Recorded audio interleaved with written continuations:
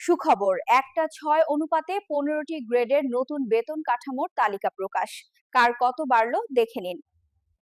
আন্দোলনের ফলে 15 গ্রেডে আজ পাশ হলো নবম পে স্কেল। কর্মচারীদের সকল দাবি পূরণ ও মূল বেসিক সর্বনিম্ন 30,000 টাকা বৃদ্ধি। এ বিষয়ে বিস্তারিত আলোচনা করার শুরুতে এখন পর্যন্ত যারা আমাদের এই চ্যানেলটি সাবস্ক্রাইব করেনি তারা অবশ্যই আমাদের এই চ্যানেলটি সাবস্ক্রাইব করুন এবং ভিডিওটিতে একটি লাইক করে ভিডিওটি কন্টিনিউ করুন।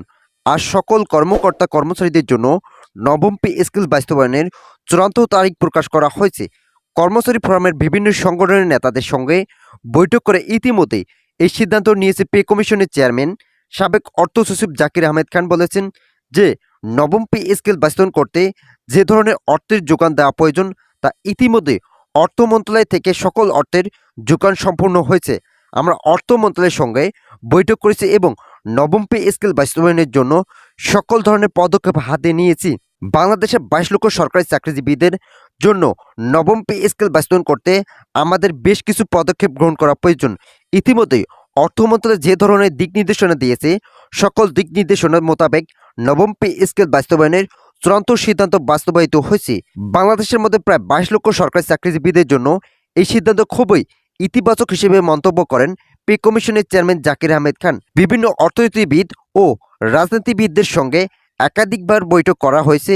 এ বিষয়ে তারা নবম পে স্কেল বাস্তবায়নকে খুবই যৌক্তিকতার সঙ্গে তুলে ধরেন। তাদের ভাষ্য মতে যদি নবম পে স্কেল বাস্তবায়ন করা হয় তাহলে সরকারি চাকরিজীবীদের অর্থনৈতিক সমস্যার সমাধান ঘটবে। দীর্ঘদিন কর্মচারীরা তাদের দাবি দেওয়া নিয়ে আন্দোলন করে যাচ্ছিলেন, কিন্তু অন্তর্বর্তীকালীন সরকার তাদের সকল আশা পূরণ করার প্রতিশ্রুতি এবং তা বাস্তবায়নের নতুন সিদ্ধান্ত গ্রহণ করায় কর্মচারীদের ভিতরে স্বস্তি জেগে উঠেছে।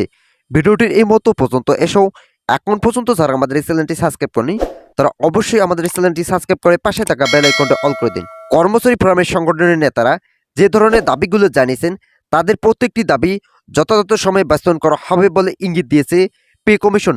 যেহেতু কমিশন গঠন করার পর থেকে 6 মাস পর্যন্ত সময়সীমা বেঁধে দেওয়া হয়েছিল, এর মধ্যেই নবম পে স্কেল বাস্তবায়নের চূড়ান্ত সিদ্ধান্ত আসবে বলে মন্তব্য করেন পে কমিশন। তারা বলেন, আমরা নবম পে স্কেল বাস্তবায়নকে খুবই ইতিবাচক হিসেবে দেখছি এবং যেভাবে বাস্তবায়ন করলে কর্মচারীদের মাঝে থাকা বৈষম্য চিরতরে দূর হবে, ঠিক সেই পদ্ধতি অনুসরণ করে বাস্তবায়নের খসড়া তৈরি করা হচ্ছে। আমাদের খসড়া তৈরি প্রস্তুতি ইতিমধ্যে শেষ পর্যায়ে এসেছে। যে কোনো সময় গেজেট প্রকাশের মাধ্যমে সরকারি চাকরিজীবীদের বেতন বৃদ্ধির নতুন একটি মাপকাঠি তৈরি করা হবে। আমরা চাই কর্মচারীরা যেন স্বাচ্ছন্দ্যে জীবনযাপন করতে পারে এবং অন্তর্বর্তীকালীন সরকারের দেওয়া নবম পে স্কেল অর্থনৈতিকভাবে শক্তিশালী করে তুলতে পারে কর্মচারীদেরকে। কর্মচারী ফোরামের বিভিন্ন সংগঠনের নেতারা শুধুমাত্র নবম পে স্কেল নয়, এছাড়াও বেশ কয়েকটি দাবি তুলেছেন। তারা প্রধান উপদেষ্টার কাছে খোলা চিঠি সহ বিভিন্ন ধরনের বিষয় নিয়ে আলোচনা করেন।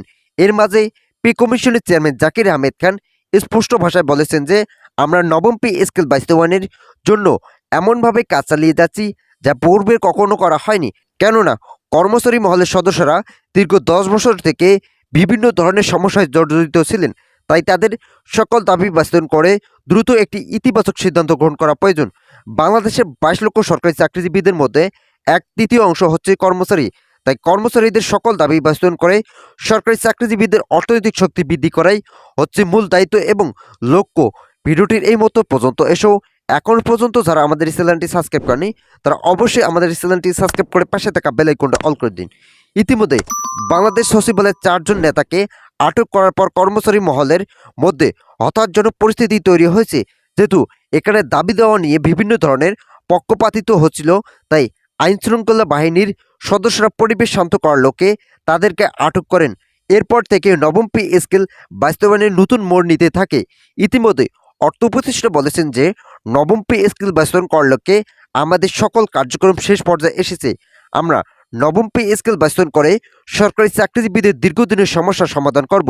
গতকাল একটি বৈঠক অনুষ্ঠিত হয়েছিল যেখানে সরকারি চাকরিজীবীদের বেতন বৃদ্ধির বিষয়ে প্রধান উপদেষ্টা বলেন, এত সময় বিলম্ব না করে দ্রুত গেজেট প্রকাশ করে কর্মচারীদের বেতন বৃদ্ধি করা বাধ্যতামূলক সময় এসেছে। বাংলাদেশের মধ্যে প্রায় 22 লক্ষ সরকারি চাকরিজীবীদের জন্য একই যুগে নবম পে স্কেল বাস্তবায়ন করার ফলে তাদের দীর্ঘদিনের সমস্যার সমাধান ঘটবে বলে মন্তব্য করেন পে কমিশন। ইতিমধ্যে অর্থ মন্ত্রণালয়ের পক্ষ থেকে একটি নতুন সিদ্ধান্ত প্রকাশ পেয়েছে।